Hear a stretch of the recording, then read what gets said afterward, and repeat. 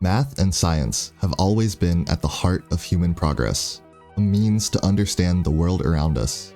The breakthroughs that shaped our modern understanding didn't come from a single moment, but from centuries of ideas building upon one another many times over.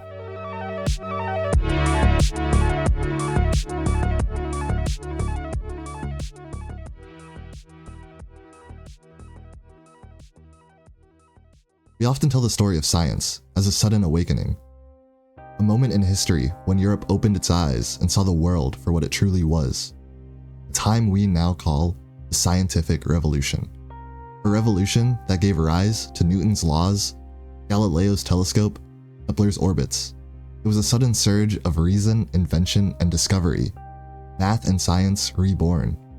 Names like Newton, Galileo, Descartes, Copernicus all became legends, celebrated as the minds that shaped our modern world. Long before telescopes and test tubes, before ink diagrams and European universities, math was already woven into the very fabric of human life. Ancient Babylonians calculated planetary cycles with remarkable precision. Egyptians measured land and built pyramids with geometric knowledge still admired to this day. Chinese mathematicians mapped the heavens and developed complex algorithms. In India, scholars explored the concept of zero, infinite series, and the foundations of calculus. And across the Islamic world, scholars laid the groundwork for science of light and optics. Even in the Paleolithic era, we see early signs: bones etched with tallies, cave ceilings painted with stars, evidence that the search for patterns, for order, for meaning has always been a part of who we are.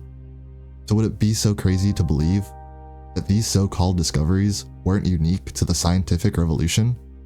That they may have been discovered before, elsewhere, and possibly many times over.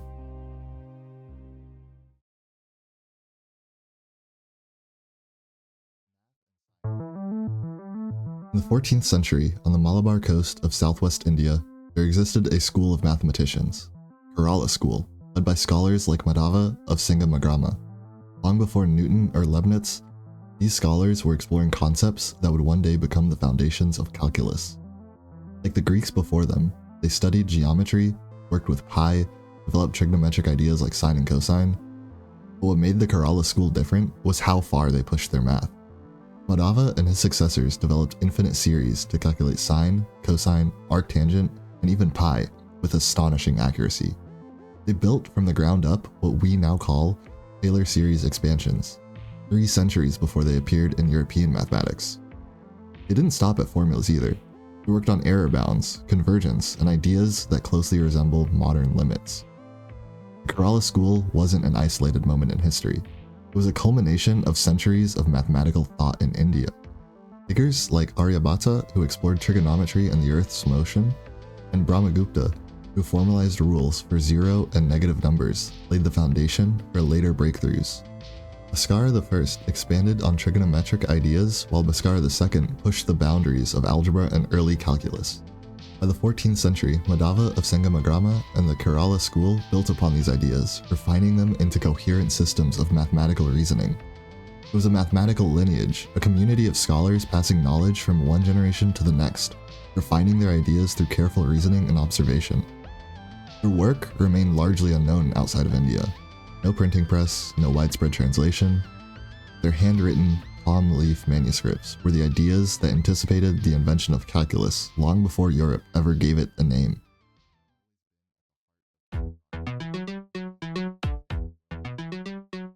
While mathematics was quietly advancing in India, another rich tradition of scientific thinking was unfolding in ancient China. By the 3rd century CE, Liu Hui was already applying iterative algorithms to approximate pi with impressive precision. Using geometric dissection, he refined his methods over and over, anticipating the limits used in calculus today. Centuries later, Zhu Chongzhi took these ideas even further. In the 5th century, he calculated pi to 7 decimal places, a level of precision more accurate than even Regiomontanus's approximation in 15th century Germany, which was only accurate to 5 decimal places. Then, in 11th century, the polymath Shen Kuo expanded the reach of Chinese science. He pioneered ideas in magnetism, astronomy, and earth sciences. and was one of the earliest thinkers to emphasize empirical evidence, a mindset that would later shape the scientific method in Europe. From Liu Hui's geometric methods to Zhu Chongzi's refinement of pi and Shen Kuo's empirical scientific approach, Chinese scholars were laying the groundwork for many of the concepts that would define modern mathematics and science.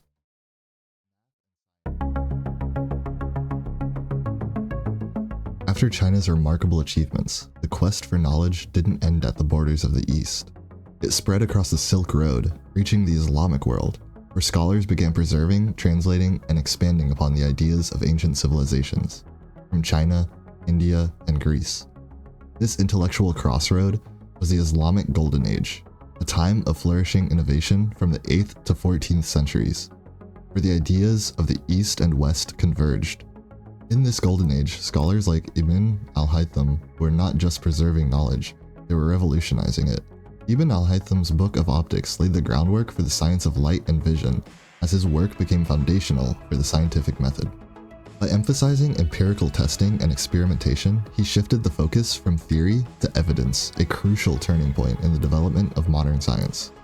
His discoveries in optics would later influence European thinkers like Kepler and Newton, showing how science in the Islamic world played a pivotal role in shaping what would come next. But Ibn al-Haytham was just one of many great minds of the era. Al-Khwarizmi, the father of algebra, introduced concepts of algebra, giving the world the very name for algebra itself. Islamic mathematicians also advanced trigonometry, creating tables for sine and tangent functions, and made significant strides in astronomy, with figures like al-Battani and Nasir al-Din al-Tusi refining our understanding of the stars and planets. The Islamic Golden Age was more than just a time of intellectual preservation. It was a period of expansion and innovation, building on the works of previous civilizations and setting the stage for the scientific revolution in Europe. Through scholars like Ibn al-Haytham and their groundbreaking work in mathematics, astronomy, and optics, the foundations of modern science were being laid across cultures, centuries before the West would claim them as their own. By the time the scientific revolution began in the 16th and 17th century Europe, a rich tapestry of mathematical and scientific knowledge had already been woven across cultures. This centuries-long accumulation of knowledge passed along the Silk Road, translated across languages, and built upon by countless scholars had set the stage. The scientific revolution wasn't a sudden spark, it was the natural evolution of ideas from India to China to the Islamic Golden Age, now converging in Europe, where they would ignite new breakthroughs in mathematics, physics, and astronomy.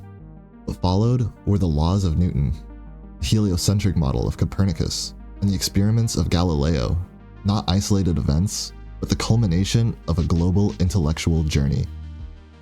Recognizing this interconnected history doesn't by any means diminish the brilliance of Newton, Galileo, or Descartes. It simply brings long overlooked voices into the light. Voices that shape the very foundations they built upon.